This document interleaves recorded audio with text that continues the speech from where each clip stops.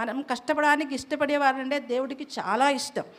ప్రయాసపడి భారం మోస్తూ సమస్త జనులారా నా యొద్దకు రండి, నేను విశ్రాంతి కలిగి చేస్తామని చెప్పాను. ఈ లోకములో ఉన్న కష్టాలు శ్రమలు చాలా ఉన్నాయి, భారం ఉంది, బాధ ఉంది, రోగాలు ఉంటాయి, అన్నీ ఉన్నప్పుడు కూడా దేవుని వైపు మేము చూసుకుంటుంటే మనకొక రెస్ట్ దేవుడు ఇస్తారు, విశ్రాంతి ఇస్తారు. అందుకని ప్రతి ఒక్కరు ఆ పట్టుదలతో ఉండాలని మనవి చేస్తున్నాము. సాతాను కూడా హార్డ్ వర్కర్ అనే విషయం మీకు అందరికీ తెలుసు కదా. సాతాను చాలా హార్డ్ వర్కరు. ఎలాగ హార్డ్ వర్కర్ అంటే దేవుని సన్నిధి నుంచి మనుషుల్ని దూరం చేయాలి, ఆయన పని అదే. దేవుని సన్నిధికి ఎవరు రాకూడదు. దేవుని సన్నిధికి వచ్చినప్పుడు ప్రార్థనకి వెళ్దామంటే ఆడంగాలు వస్తాయన్నమాట. దేవునిలో వాక్యానుసారం నడుస్తామంటే కూడా ఆడంగాలు వస్తాయన్నమాట. అదేవిధంగా స్త్రీలైతే మెయిన్ వాళ్ళు ఎక్కువ ప్రార్థన చేయడానికి ఇష్టపడేవారు. లేడీస్ అందరికీ ఇంటిలో ఉండి ప్రార్థనడానికి చాలా ఇష్టం.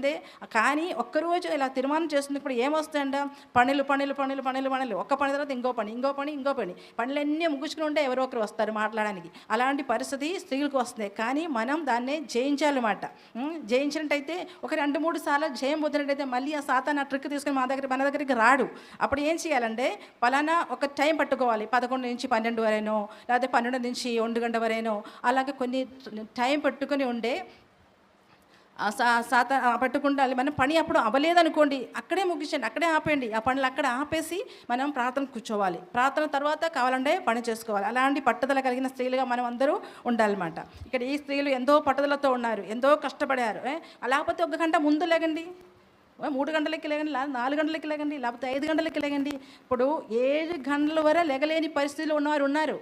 ఎట్టి పరిస్థితుల్లో మంచి కాదు. 5 దాటితే ఎవరు కూడా దయచేసి మంచంలో ఉండమాకండి. అది క్రైస్తవులకి చెందిన ఒక భక్తి కాదు. మనం ఎప్పుడు కూడా భక్తితో కూడిన శక్తి కలిగిన వారుగా ఉండాలి. శక్తి మనకు ఉండాలి. భక్తి మాత్రం చూపిస్తే కాదు అది మన జీవితంలో కూడా జరగాలి. ఇలా పట్టుదలతో మనం ప్రార్థన చేసినప్పుడు అనేక విషయాలు మన జీవితంలో జరగడానికి సాధ్యం అవుతుంది.